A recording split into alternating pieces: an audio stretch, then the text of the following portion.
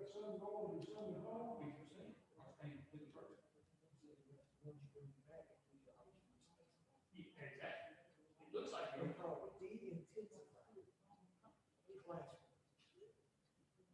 I can't believe it's here over here.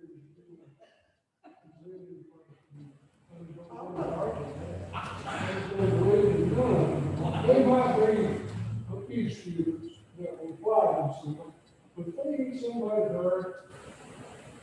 You sad, so they will feel good. They need to be a little out there with nobody's there. Those kids, you have to stay on the virtual city. You have to stay on the classroom too. That's how I'm going to going there already. So, well, here's the reason we keep looking at the way I'm with my kid having that opportunity to go on and see that lesson on media learning from the same way I talked about. When they take that opportunity, and we are we need to take that kid just throw them with him on the say, I agree, my husband, they don't make any sense. They watch you read. A lot of kids come to me and say, Mr. I'm here to make this good grades in my but I'm watching that video 3 times a night. And their kids are not doing it. Not some that's good, it's probably good. See, I There's the many of them. Now, do we have those? I mean, we have access. not meeting. You don't have internet access, good quality internet access. They got one time. That's listening. When I was in college, I had genetics and comparative anatomy. I took that to separate form, and I record that. Just have to come back, I do that. It's that big.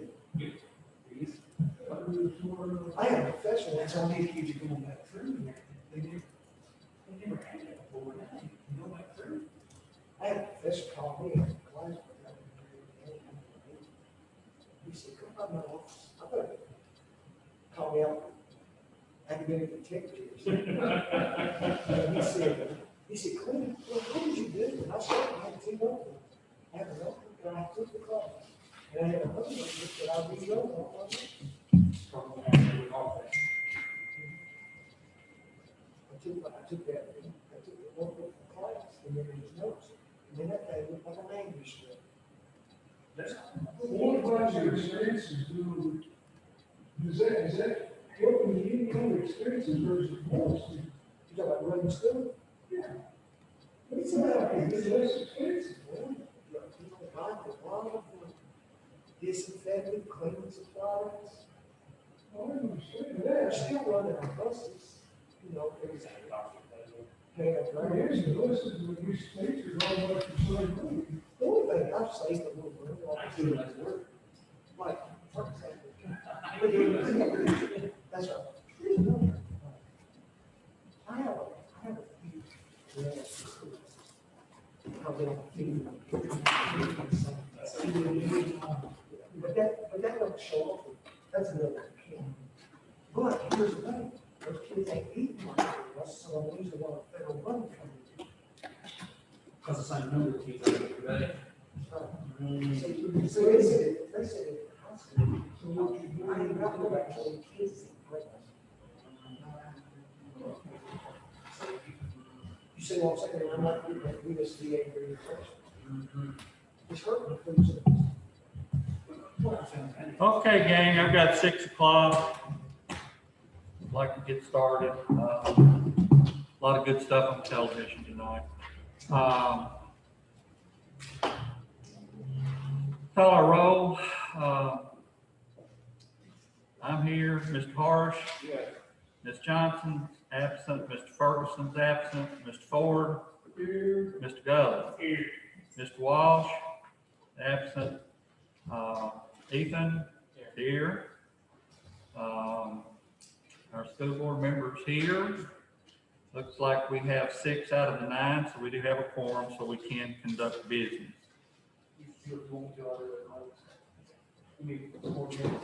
If you don't mind, that would help me tremendously. Ms. Johnson, And Mr. Perkins. she told me she wasn't gonna be able to make it, or she might get here late if she did. And I know that Mr. Ferguson wasn't gonna be able to make it. That's the only 2 that had contacted me to tell me that they would not be. Will they get the rest? Third, Ms. Johnson and Mr. Burns are going to that. Ms. Walsh.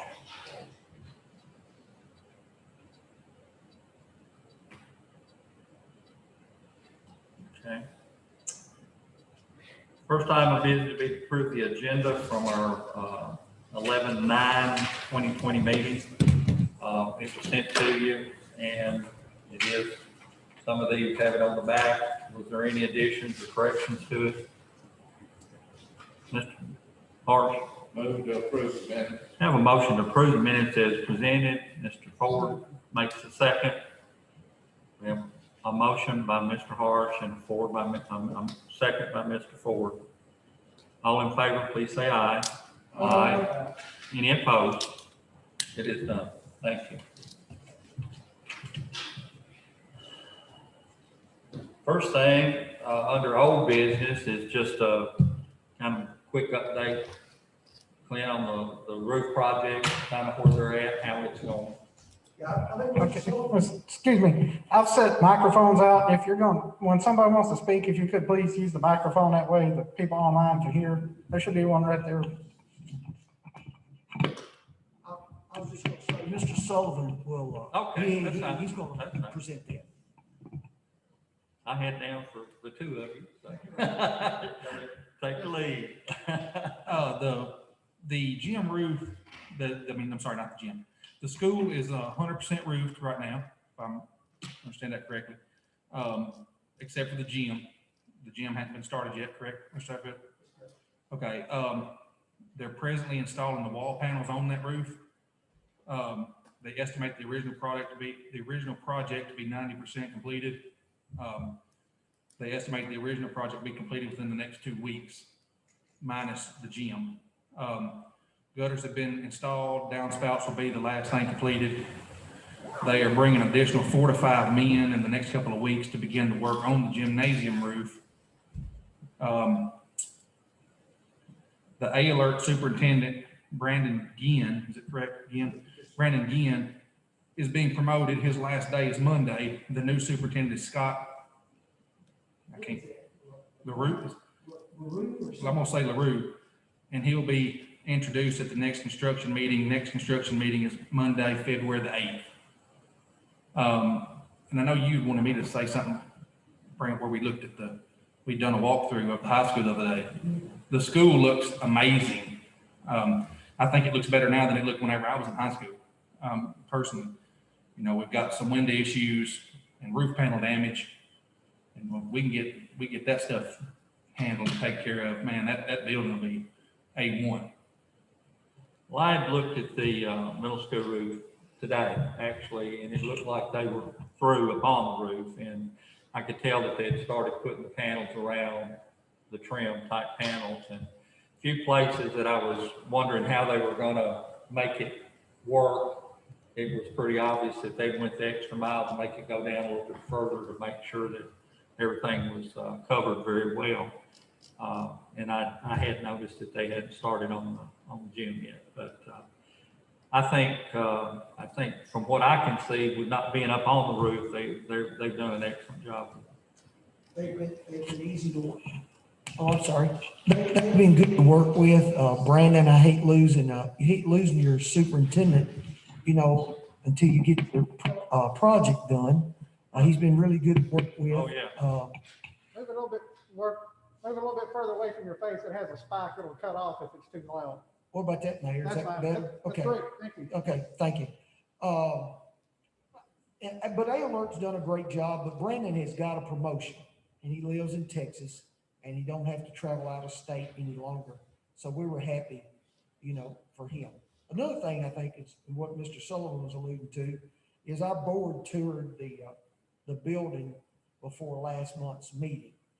And you can tell that building is dried out. So we don't have water pouring in any longer. And that's a good thing. And then he was talking about, we're gonna have to do some ceiling tile work, some window work. But we've got to get this thing dried out and stuff first, and then we'll be able to go to the next step. Has there been any overages or any changes that came up that? No, the only change order that we've made is you know, adding the gymnasium to it, which has been good because there was I don't have it in front of me, $110,000 in contingency. Sure, And, sure. you know, moving that over to that gym has been a good move. Well, you know, and we were concerned that there might be some contingencies that unexpected, and that was my question, was there any? We actually saved some money, on relocating some, Air conditioning. yes, and those, vents of, there's about 7 rooftop vents, and that was overestimated, so, it's gone well so far. Okay. Glad to hear it, glad to hear it. That's all I have on old business. Anybody have any questions about that? Everybody good with it? If so, we'll move on to new business. School's quarterly financial report. Of course, we didn't do it last month, purposely, and, appreciate, everybody's understanding on that. We had such a large agenda that we just thought it would carry over to another month. Hard to miss your fingers with his mask. Hard to see with glasses on. I think I'll go back there. I'm more than 6 feet away. I've been fixed. Back to you, Nick. Yes, sir.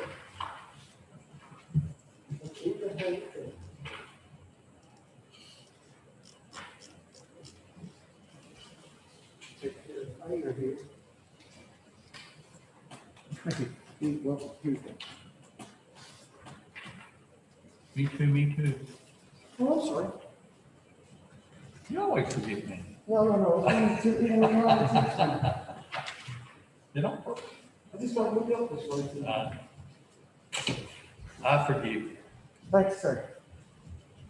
What you have, first of all, you look at the financial statement ending December 2020. As always, I try to talk about the main sources of revenue, and I also try to compare where we were this time last year. And you'll see that in blue, I wrote in 2019, made my own column, but the revenue line items is 1, 2, 3, 4 of those that I've highlighted for discussion. If you look at our property tax, we brought in $1,069,995 at the end of December. At this time last year, it was $997,736. That shows that we brought in about $72,000 more from property tax than we did at this time last year. And when you go to local option sales tax, you can look at those numbers and see we brought in about $49,000 more than we did at this time last year. And then when you move to the basic, I don't know who's calling me, and I don't know how, I got a new phone, I don't know how to cut it off. And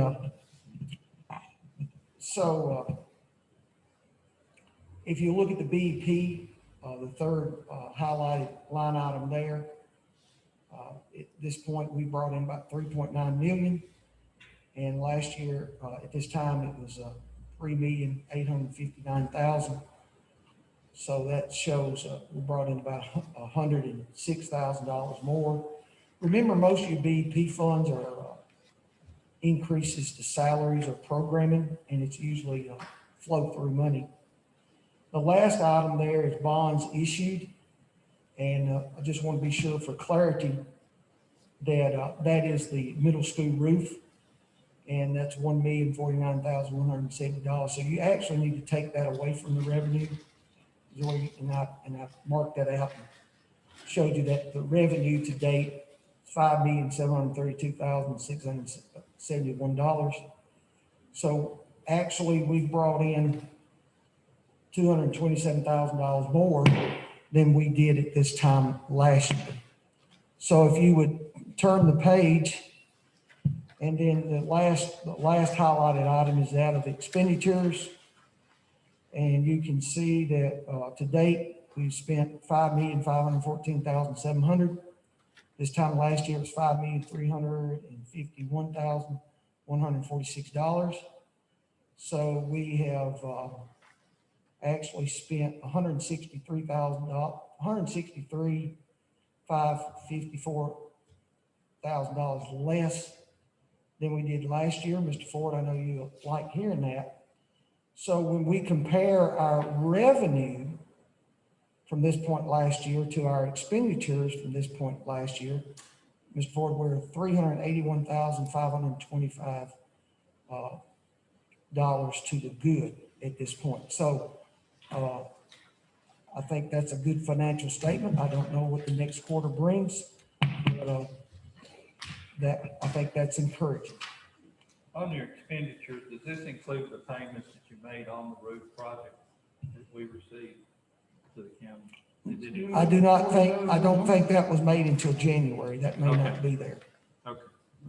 I'll have to check. I'll get you an answer on that. I believe that's correct. I remember seeing something come across my desk that had it, and I believe it was just here a couple of weeks ago, so that wouldn't be reflected in these numbers. Yes, sir. That's what I thought. I didn't think it did. I didn't see it on here, but I just wasn't sure. And then that would change that number, you know. Yeah, sure. Okay. Next quarter, be pretty accurate on, have a good handle on where we're at with the year. Do you think, Clint, most of your, I know that we with county for sure deal with a lot of one-time, once-a-year payments that typically we pay toward the end of the calendar year. Do you think this reflects a lot of that sort of thing, or is most of y'all spread out over the year? No, we usually try to pay them. We pay our insurance up front. We've paid the bond up front. We've paid the part that we owe on the high school, the $55,000 or whatever. We've paid that. So I think most, unless there's something out that comes up, we have paid most of those yearly obligations on the front end. Yes, ma'am. Couple of questions on your local auction sales tax. Was that 29 or 49? I can't read. Plus 49. Plus 40. 49,000, yes, All sir. right, and the next question I had is, what do you attribute your BEP being more? You're showing 106,000 Okay, more year to date. well, if you ever notice, the BEP never goes backwards unless you lose a lot of students or the physical capacity thing. So they're always adding more money to the BEP, but most of that is a flow-through item where they've increased salaries or they've added a program and you're paying that out. So most of your BEP funds, we just don't get windfalls from BEP. So you're sitting at 381,525 above, Well, actually above right now. yeah, well, but you may have to pull that roof off of that, which would put you behind, would nullify I don't that. know about that for sure. Right. But I get an answer on that for you. Let alone maybe one payment, which is what, 119,000? Yeah, but let me say this, again, that's flow through money too, that's money in Sure. and out as Still well. put you at 260 above, Yeah. even if you got that. Hey, look, I looked at this from where we were last year, and we were in the red at this point last year. Right. But, you and I were talking before this meeting began, is there, we haven't hired all our personnel. I mean, there's some places where we did not hire personnel because I didn't know how long we was going to be in school. And then with the hybrid and stuff, sometimes we don't have as many students. So, and I'm not talking about teachers, I'm talking about food service, educational assistants, some school office staff, those types of things. And then and when you don't hire personnel, that's salaries and insurance and benefits, and that changes things a lot. But a lot better than it was. I mean, we didn't know where we were going to be when we were budgeting last year with COVID. So to see the local option sales tax not in the tank, Is a miracle. yes, yes, sir. So we're pleased to make this kind of report to you. Well, it looks good, and I'm glad for it. There's several things in our favor. Couple new businesses coming to town, house building is still going strong, so there's a lot of money that's continuing to keep our base where it needs to be. Right. But this is a lot better report than the one we had at this time last year. Yes, it is. Yes, it is. Anybody have any questions on this? Okay. We appreciate you bringing this to us, and be on tap at the commission meeting to go ahead and pass it out and explain it there too, if you can. Yes, sir. Thank you. Next thing I had was just kind of to review some of the state education bills that we know have passed and what impacts they're going to have, what little information we've got. I think the legislature set February the 14th is the bill deadline. They can't file after that. So there still are bills being passed that they are filed that they will be looking at. But in the emergency session that they had last month, primarily dealt with education, and several education bills did come out of that. Several of them were to try to lessen the impact of COVID. One specifically was House Bill 7003, Senate Bill 7001, and it is passed. And that bill was designed to cushion the impact of test scores and lack of improvement because of remote learning and the lack of student facilities. I don't know that there's money attached to that, but that was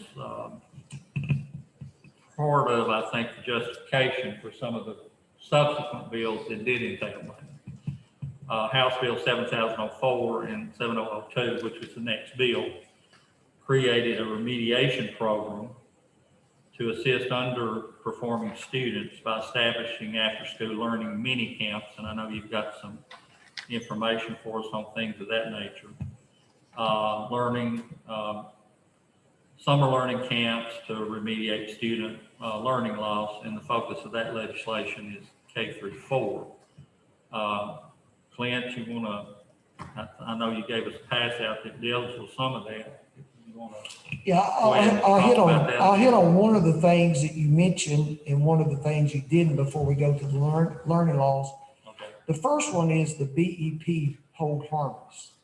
And basically what that says is they're not going to give you less money than they did last year. Right. And that has passed. Yeah. And there was additional BEP funds for teacher raises. That's right. And what they did is they put in, and they call it 2%. You need to be careful with the wordplay. They said it was 2%, again, to the BEP formula for the teachers that are in the BEP. We have about 10 more certified people than what that's funded. So just always be careful. And they said they backtracked it until January 1, and they called it 2%. But it really, no. This year, in this year, there was a 2% increase to the BEP. Those payments are going to come later. You know, they're on their way. They said the check's in the mail. But anyway, they said it's 2% going back to January 1 right. to June 30. But see, that's only 6 months, so it's really 1%. Does that make sense? I mean, it's 1% for the year. Yeah. But they said 2. What I read was 4% would be an Okay, that's for next year. That's for next year. And that's not official, but that's on the governor's agenda to propose that to the legislature, that they would be 4% for next year. So it's really 2% more than what they're adding. My understanding was it was not in next year's budget, so they couldn't commit those funds for next year. That's right. That's the pie in the sky. The hope to be is the 4% beginning July 1 for FY22. But that was about, I think, $60 million, I believe it was, that they put additional money into BEP to fund that. Also, it had said that it was not going to require local LEA match or county. That's on the 2%. So that, yeah, The not, the no match is for the 2% that's being made retroactive. for this year, Yeah. this fiscal year we're in. Yeah, but the local match will come up in the next year's budget. Yes, sir.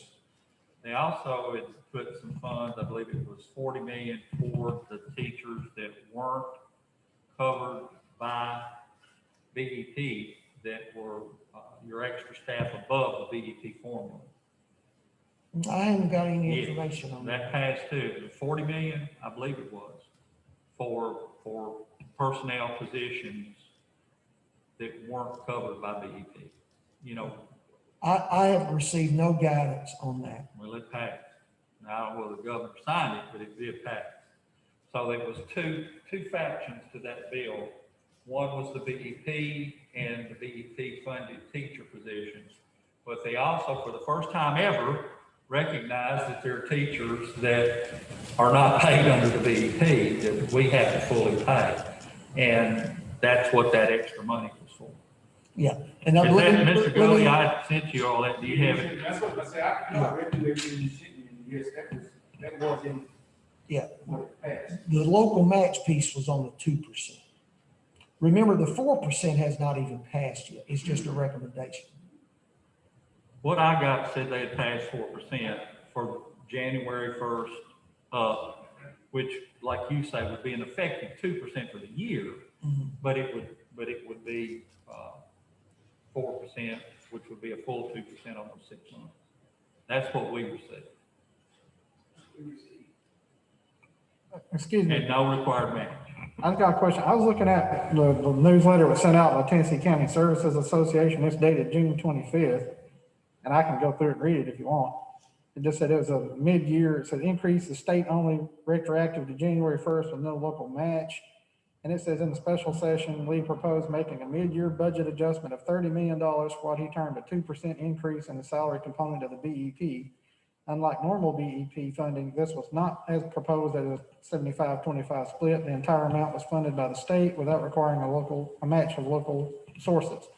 After legislators pointed out that the school systems hire more teachers than the BEP provides, an additional $12.8 million was added to the appropriation.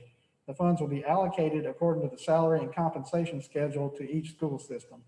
But that's as far as it's got on here. 12.8. That's what it says. Once the legislators pointed out that schools normally fund above the BEP, they added another 12.8 to the appropriation. And that it was supposed to be done to each compensation schedule for each school system. Yeah, the local match they're talking about, if you look at the BEP formula, that ours is about 80-20. 80% from the state, 20% from the local. So what they're saying on the 2%, that they're paying for the match. Yeah. So the county's not responsible for the match of the 2%. But be careful, very careful. If it comes in next year. It comes in next year, then you're going to see a match now. I'm telling you. What about, I've been seeing a lot on the news meeting that the feds may throw some money in there at the schools too. Oh, they have. We're working on that. We received, our allotment is called ESSER, it's federal money, ESSER 2.0. That figure was released to us last week, I believe, a week and a half ago, is $960,000. And there's only 2 ways it can be spent. 1 is on learning loss, and 2 is delayed maintenance projects. So I've got 2 of my board members here. Actually, we gave them in our last work session, I wouldn't call it a short list, it was quite a long list of capital projects and needs, and we just tried to prioritize those. So one of the first things that we'll have to do is address learning loss. There'll be some parts of that we'll have to address for 2 years. A lot of this learning loss laws are for 2 years. And so we'll have to budget the learning loss piece of the federal money to complement what the state doesn't pay for 2 years. And then after that's budgeted, then we'll be looking at some things. One of the top things that we're talking about is trying to replace those windows at the middle school. You say 160,000? 960,000. 960,000.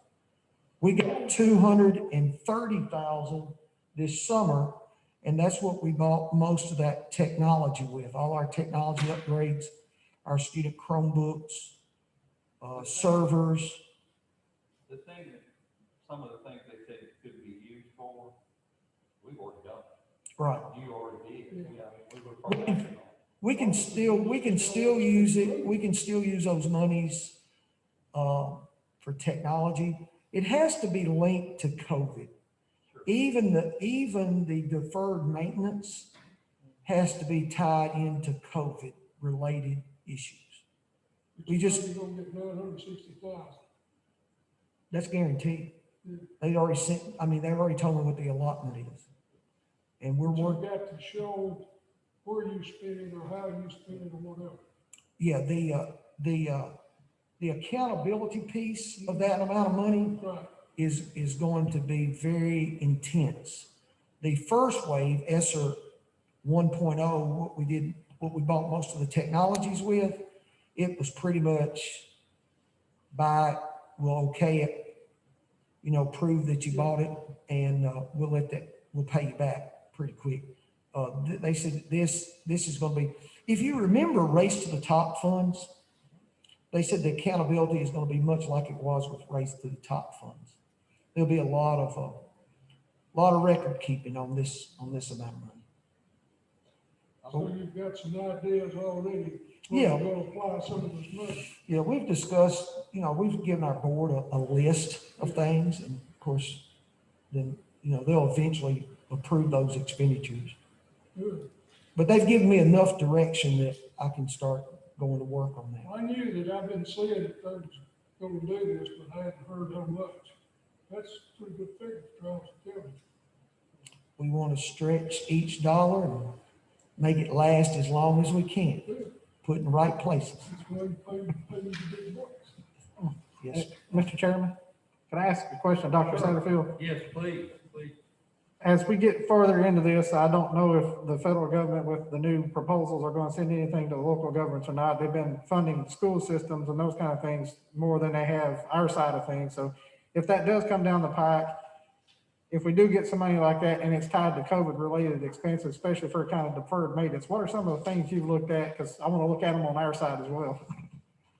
I don't know if I know your question, that's on your side as well. Well, My question is, I know it has to be COVID related. You're talking about the deferred maintenance, but any of the expenditures have to be COVID related. So what some of the updates or maintenance projects you're looking at as far as the school system, Okay. how are they related to COVID? And I that want can to see how say, they that can translate. help take the burden off of the county. Well, like if we need to go in and update some of our air filtration systems or something like that, what is it you're looking at on the school side that has been attached to COVID that's a maintenance effort that maybe we can adopt on ours? I just want to know what you're looking at, and then I'll pick and see what may be For us, applicable to us. Mr. Gully works at the middle school, we did a HVAC renovation, 6-7 years ago, got fresh air units. We also replaced our fresh air units in the 4th and 5th grade wing of the elementary school. And then we also put in a whole new HVAC system in the kindergarten through the 3rd grade wings. Y'all seen that work. So really, air filtration is not, but what is on top is the first thing we wanted to do, Mr. Gully can attest to this, we got a lot of leaks at the middle school, and some of it may be the windows. They were replaced in the 1983 renovation. Somewhere in between, they did a glass replacement, but a lot of those windows do not open and close well. And there is a lot of condensation. Some of them leak according to what the direction of the wind is. Obviously, there's some safety concerns. There's some mold and mildew with that moisture. We could tie that into COVID related. We're presently working on getting estimates for that. but that's certainly something that needs to be done. And it was something that we would have to do in the next few years.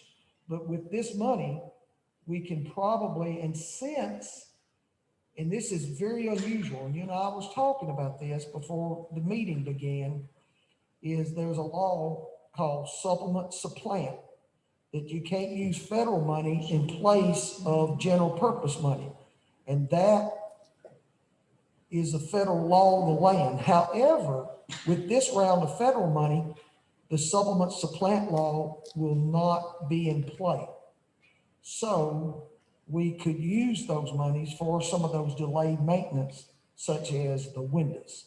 And also another thing is that since all of our students in grades 3 through 12 have Chromebooks, and we've overloaded our backbone, our servers and our routers, we're also going through those things and being sure that we're doing an upgrade of that internet backbone that's in those schools, so that our students can log on and nobody gets kicked off and everything works. So we're studying on how, and that's COVID related, because we wouldn't be doing online learning if it wasn't for COVID. So those are two of the things that we're talking about. And when you get into technology, it takes up money pretty quick. Those windows are probably single pane too. I think they're double pane. They're double pane. Mm-hmm. They may be leaking air. And they condensate, right? They might be leaking air for double pane. Right. That is a condensate on the inside. And the big thing is, what we would write up in our grant is that they don't open and close. And we would want to be, that we're able to open and increase ventilation. That would be part of our application. Glad to hear it. That answers your question. Partly. I would encourage you to kind of stay in touch with the mayor, Mr. Jordan, as you start implementing these things, so that we don't cross over somewhere down the line. And then that way everybody knows what's happening. We're trying to be good stewards of tax dollars, I know that. and we're going to do everything we can to try to educate our children the best way we can, the most economical way we can. Yes, sir. Keep them safe. Well, I must say, it was, from my perspective, I was very happy to see the state being as proactive as they were, and the government being concerned about education and impact. I don't know that they went far enough. I can't make that judgment decision, but at least they were addressing. They didn't kick the can further down the road, and it looks like it's going to be some help. Same thing with the money coming from the Fed. It is definitely going to be a big help. Definitely be a big help. We have fared very well through this COVID thing connection as the county. Maybe individuals have not. I know that there's a lot of people that haven't, but from a government standpoint, we've fared a lot better than we were afraid we were going to be doing. Our county's done rather well with it. Not to have more, say 15 is what we are now, in Dennis. Mr. Gill, I would like to add one thing about the learning law, so y'all can read that and take that home and read. But the big takeaway is the third grade proficiency piece. Is beginning in the year 22-23, third graders who do not show proficiency on the third grade reading TCAP test will have to be retained by law. There's about 4 or 5 steps that they can do to be promoted, and going to the summer learning camp is one of them. But this will drastically impact education. It's kind of like No Child Left Behind. It's that impactful. And You say 2023. 23, yep, starts in the summer. Actually, it affects my grandson. He's in the first grade, so he'll be in the third grade. So the main thing is that these summer camps are really important, especially for students who are kindergarten going to the first going to the second, because it's going to impact those students. I read a statistic, I think this week, 40-something% was all that was, third graders were proficient in reading when they get to third grade. I think it was below 50%. I think it was like 40%. You know, and 30 to 35. I was really surprised at that figure. It's not 40%. Is it lower than that? It's Okay. lower than that. It was, whatever it was, a shock. I will want to add though, that on the last third grade assessment, that Trousdale County was 53%. And I think that was 7th or 8th Yeah, in that the was state. the state. It was a state thing. Yeah, the state figures in the mid-30s. Yeah, Now, that's what I was talking that's about. right. We, you know, I think our reading scores particularly has held up way above state level for several years, haven't it? It has. We're just, I'm worried about the effects of COVID, the learning loss, and, trying to catch children back up. All we can do is the best we can do. But we just need, anybody you talk to is, in those early grades especially, because the summer learning camps are optional. They are not mandatory. And a lot of times people need to take advantage of this opportunity to catch up on their learning loss during the summer. Will they be given like an AC test or something to find out exactly where they are?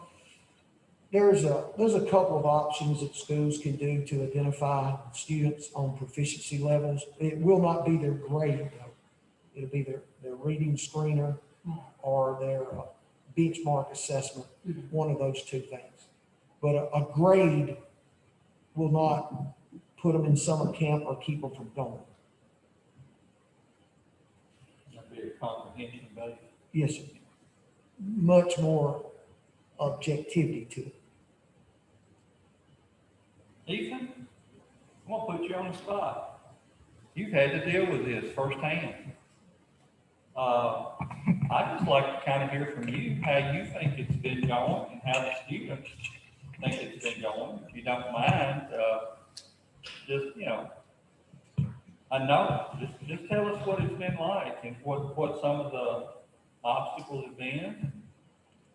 When we first started the school year, it was, nobody knew what we were walking into. And I'll admit, when I first started, it was a struggle to adapt to the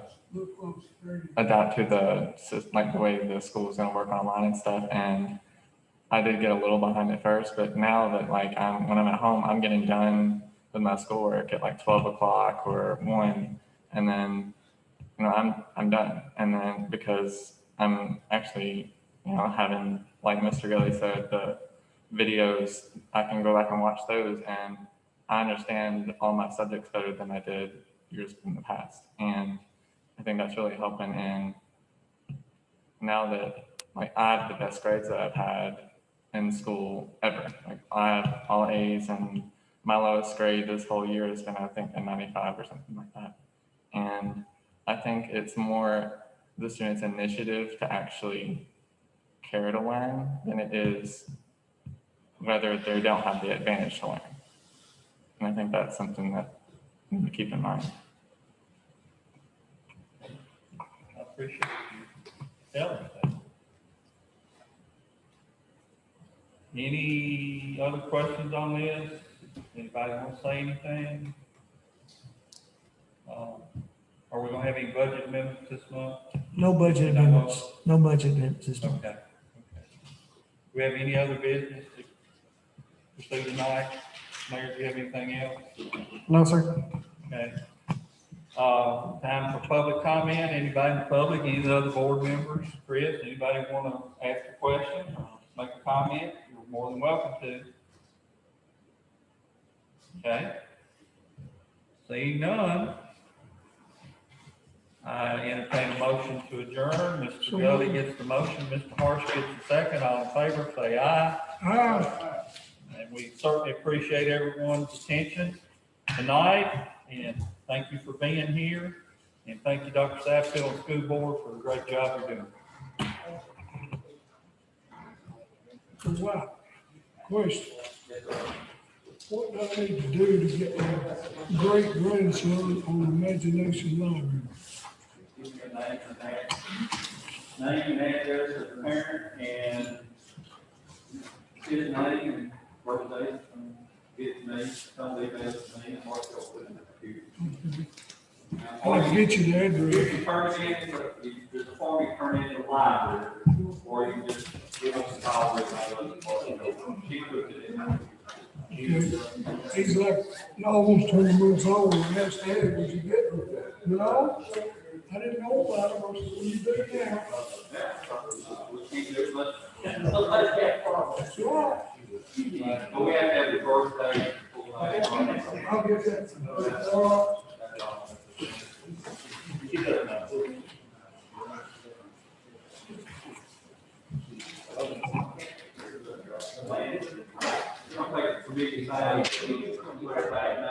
Yes, sir, you have. And sometimes